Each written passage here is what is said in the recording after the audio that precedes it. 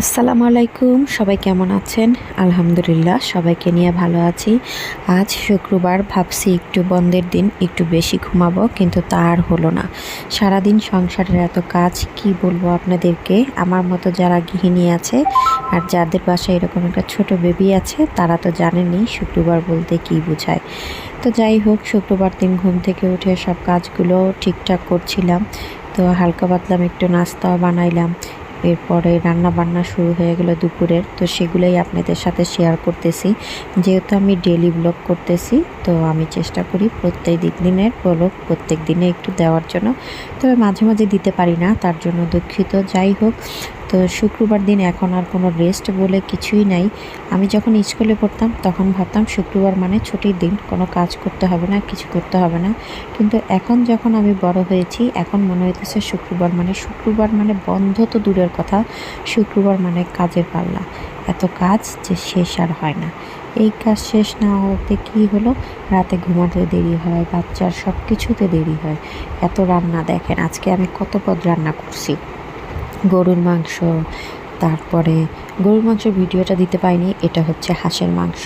হাঁসের মাংস রান্না করেছি, বুট ভাজি করেছি, মাছ দিয়ে শাক রান্না করেছি, তারপর মুরগির মাংস রান্না করেছি। তো সারাদিনে আসলে অনেক কাজ করতে হয়েছে, মানে কাজ আর শেষ হয় না। এরপর আবার বিকেলবেলা একটু নাস্তা বানিয়েছিলাম, পুরি বানিয়েছিলাম। আসলে যাই হোক, ছেলেকে সবসময় চেষ্টা করি সময় দেওয়ার জন্য। তো ছেলেকে সময় দিতে গিয়ে অনেক সময় মনে হয় সময়টা একটু কমই দিয়ে ফেলতেছি।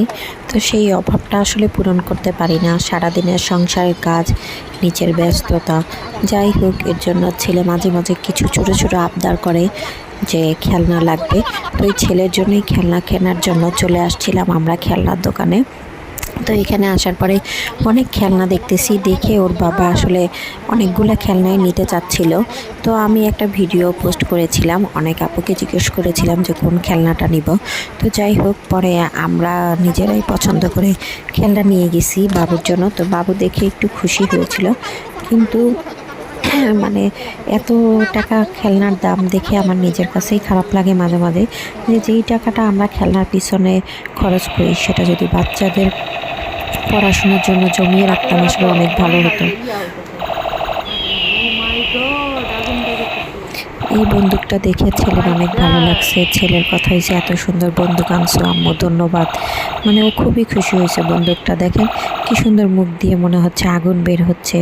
আর এই যে একটা স্পাইডারম্যান, এটা আসলে আমার কাছেও দেখতে ভালো লাগছে, যে এটা আসলে নিজে নিজে পড়ে যায়, আবার নিজে নিজে উঠে যায়।